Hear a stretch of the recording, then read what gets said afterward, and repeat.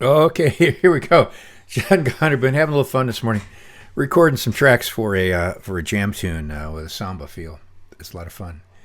And so I had said previously that I was going to talk about some week 5 lab tips and tricks.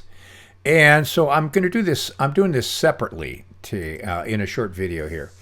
And so what I'm going to do is I'm going to do a quick recording of some. We've been to this Chinese site before, haven't we? And then grab those packets with Wireshark. Let me get out of here and kill a couple of applications. Kill Logic. Oh, yeah, I want to save that. Yeah, let's save that. And there we go. And all right, cool. So we're going to start Wireshark. And then I'm going over to that Chinese site, people.com.china, which is unencrypted, and it's going to give us some good stuff. Look at a couple things here. Yeah, YY Dinar, and close that up, and then go on over to Wireshark and stop Wireshark and see what we got. So, what are we going to talk about here? Your toolbox in Wireshark includes columns, the fields that Wireshark finds, and the profiles that you have now, a plethora of and buttons, as well as the documentation. And so when we're looking for things, we're asked to look for things in a trace file. What do we have available to us? Well, we have in all of our profiles, we typically have a number column, which is the number of the packet as it's captured by Wireshark. Then we have a time column, and that's the first thing to talk about. What kind of time? And then a source, typically IP address, source address, a port, TCP port or UDP port, destination port, and what protocol is being carried inside. And for any individual profile, I'm going to right-click up here in the column. We can see there's a bunch of different columns already defined for this particular profile, of which not all of them are currently showing. So I can turn off ones I'm not interested in. I can turn off ones that I now am interested in, depending on what I'm looking for. And again, all of these different profiles have, for a reason, different settings, different columns, different buttons, because they're intended to give you a quick way of zoning in on a particular problem or a particular aspect of information you're looking for by bringing all of the possible columns, all of the possible buttons and display filters, and deciding on a batch that relate to some particular job. Like looking for DHCP, like looking for TCP, like looking for deep space packets, looking for DNS, looking for HTTP, looking for, here's a TCP that has everything in the kitchen sink, looking for wireless, voice over IP, looking for USB, troubleshooting, looking for traceroute stuff, etc. So let's look at some columns and also first look at the time. So when you have a question that is going to need an answer that relates to time, and you see a time column, what does that mean? Well, we go up here to view and we see what is the time display format that we're currently seeing, and typically we want that to be the seconds since the previously displayed packet. In other words, when I'm not using a filter, the previously displayed packet is the previous one that was captured. packet 1, packet 2, packet 3, packet 4, packet 5. But if we're looking at a conversation, like for instance this DNS conversation between packet 3 and then the reply was at packet 5, what I might be interested in is how long did it take for me to get an answer? So when I display a filter, there's several DNS queries going on here. There's a DNS query. Let me go to my DNS profile, which has some columns, and I'm actually going to change this because a couple of these are, other folks don't necessarily line their columns left. I always line everything left because it makes it that much easier for me to. So packet 3, packet 4 is DNS also. Packet 5 is DNS. So if I was to say, what's the difference, if I was to answer the question, what's the difference in time between this request for DNS transaction ID 5F26 to when we got an actual answer to that?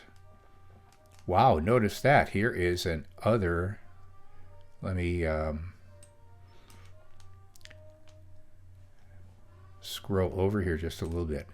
There's another query. So we had to ask a couple of times using the same transaction ID before we actually got a reply here. But the reply came, what's the difference between 3 and 6 here? Well, it's really going to be the sum of these times, isn't it? 999 between 3 and 4, then 002 between 4 and 5, then .306. But there actually is a DNS time field. So here's a column that has been defined. Actually, what I wanted was right-click, and I wanted edit the column, which tells me what's the title of my column, and then what is it displaying? It's displaying the field that Wireshark knows of called DNS.time, which is for this conversation, the beginning of this conversation, transaction ID to the end of this conversation, an answer to that question.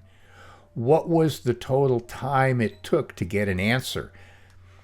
A lot of other stuff can go on at the same time. A lot of other conversations going on here. Web pages and email and streaming and, TikTok and everything. But what about this conversation between the question and the answer? And the field called DNS.time, when applied as a column, tells me that. Here is the DNS time for the time it took between packet number 2's DNS request, transaction ID BB74, and, well, we had to ask again here, had asked twice, and then finally got an answer to the initial request, and that was a total of 1.3088886000 time, down to the nanosecond that it took. Okay, so what is this column showing? Sometimes there's more than one column defined in a profile. I can define a second column. I could define a column that is going to stay at second since the previously displayed packet, which is not helping me here, and define a new column which is delta time. And here's a new column that displays that particular time that I'm interested here is DNS.time. DNS.time. Okay, well, what about time to live? And what does that mean?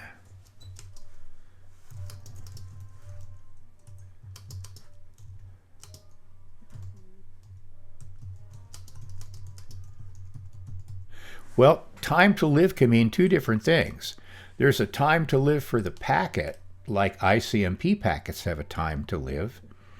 When I set out a ping, when I send out a trace route, we purposely set that time to live to 1, so we hear back from each hop Set it to 2, we hear back from the second hop. Set it to 3, we hear back from the third hop at that layer 2 and 3. But there's other kinds of time to live, aren't there?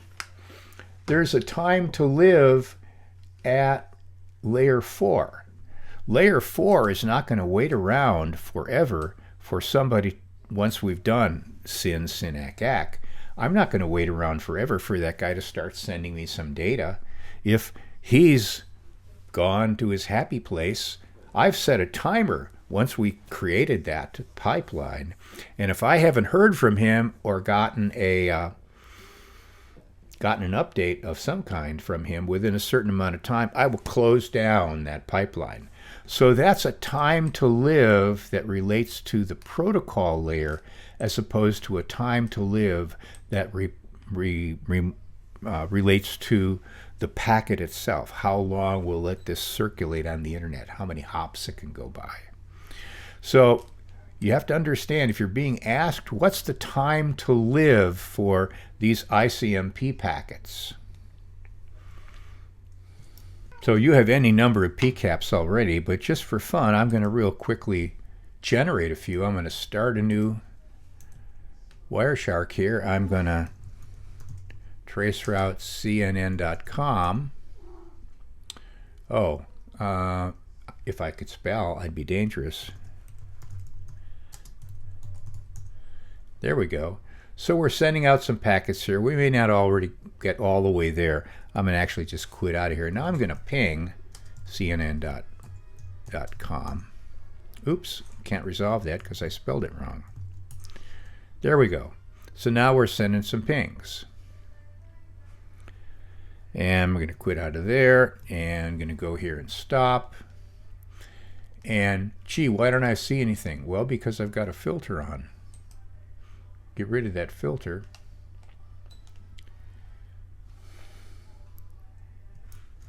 And now I can see what I got. There's some other background traffic going on here, but let's take a look at ICMP. Is that packet 39? No, there we go. IPv4 36. It has a time to live of 1.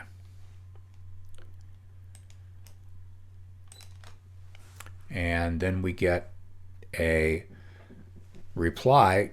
Dude, your packet died. You sent me a packet to my first hop here that only had a time to live of 1. I cannot send that on anywhere, so I'm just letting you know, dude, your packet died. Now my packet back had a time to live of 64. Make sure it got to me. Then next, here's a UDP. Same time to live of 1, so typically that's going to happen a couple times, time to live of 1, and each time we get back, dude, your packet died from the second hop, or as soon as we start to upgrade that to a time to live of 2. Now, here is a handy thing. If this was not already in my profile, if it was not already in the list of already defined columns for me, I could add a column. Let's add a column. Right, oops, let's go over here, and here's my time to live.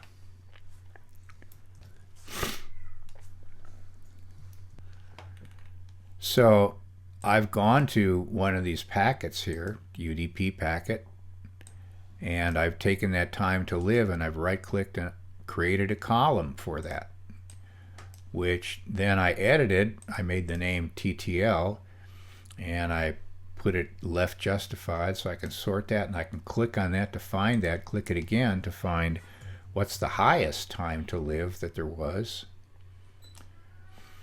And note, this is a reply here to somewhere where it's quoting the inside. So your original time to live is 1. I'm sending you back an ICMP reply, time to live exceeded, and for me, my response to you is going to have a time to live on the internet of 254. So for sure it's going to get to you wherever you happen to be. But here's what you sent to me originally. That's why we see 2 times to live in this packet here. 121, 64. So some of the hops had a 64 time to live in their replies. Some of the hops had a 251 or 253, 250. This depends on what? What's the operating system of that box?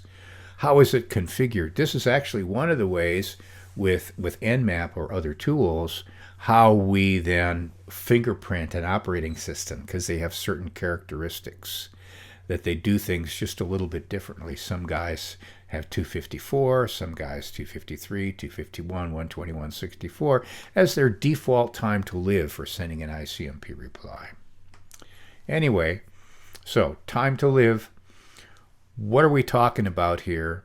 Then where am I going to find that? And do I already have a profile that has columns that are useful for that, or buttons that are useful for that? Or should I find that field myself and right-click and make my own button or make my own column or follow a stream that has that characteristic? So the question with a lot of these field values, column values, numbers, names for things like TTL, that's where I need to be able to prove that I actually know what I think I know. So that if I look at this column that says source, what is that actually telling me? Okay, that's telling me the source address, and this stream column is telling me the stream number, data length is, so I can go back and I can find the actual definition. And in this case, here's the thing. Some of these older profiles, if they have a stream column, and they'll show you the stream number of a TCP protocol, but they will not show you the stream number of a UDP, unless when you look in here under edit the column, you see that it's been defined as TCP.stream and then the double horizontal lines, which means or UDP.stream. So in this case, it's really useful to us because we've got some packets that are TCP, some packets that are UDP. And if this did not define that, let me set that now. Look at that. There's no stream value for UDP. It would only be stream value for a TCP protocol packet. So we have to understand what's really behind the scenes here. So I go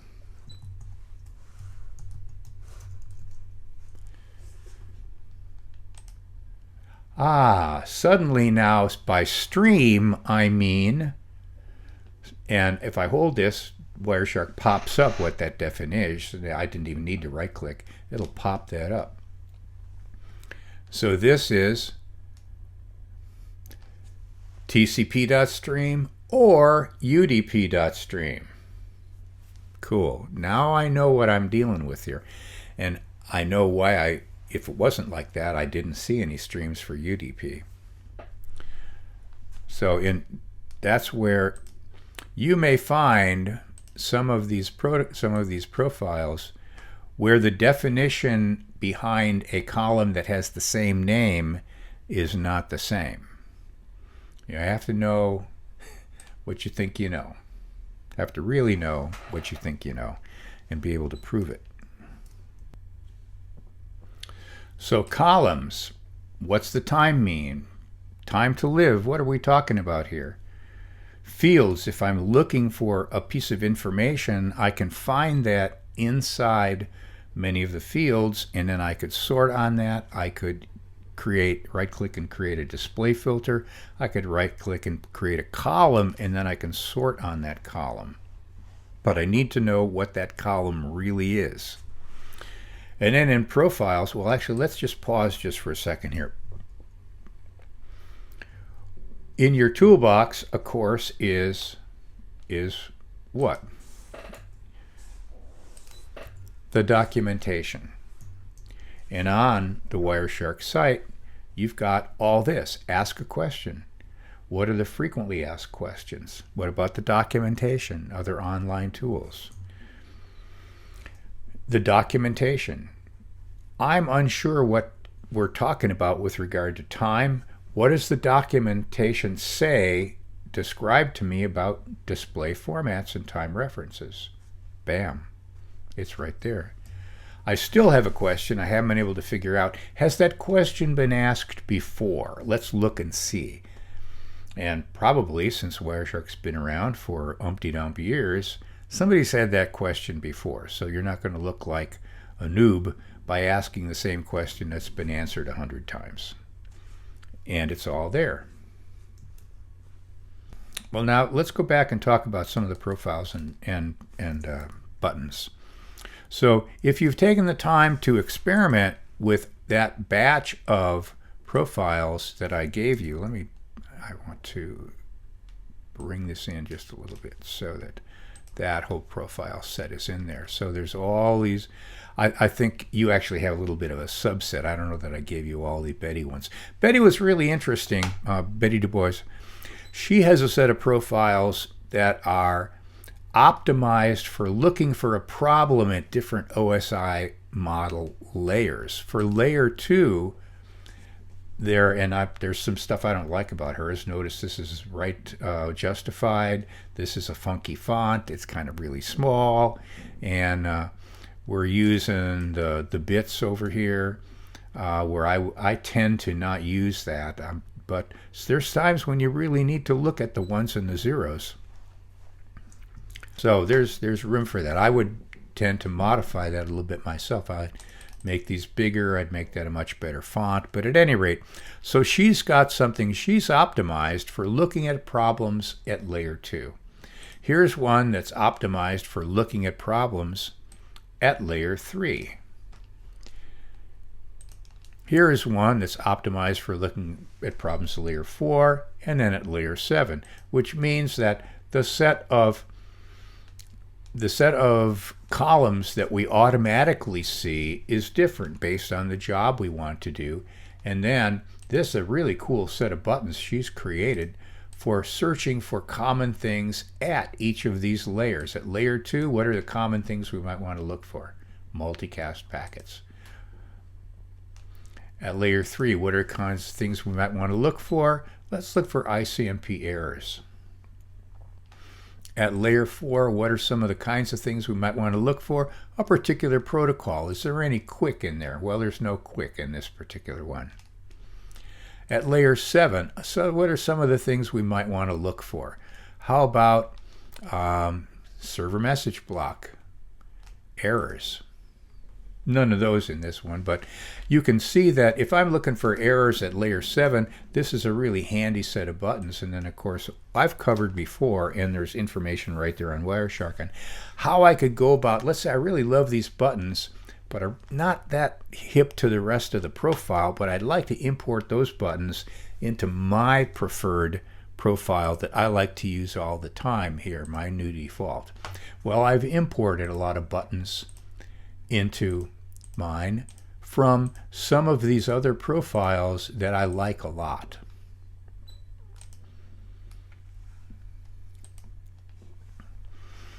So you will find, if you take a second and think about what it is that I'm looking for, I'm looking for something, the question that I'm being asked has to do with DNS. Well, let's look at that DNS profile. Let's take a look at the buttons that are already here that may tell me what I'm looking for.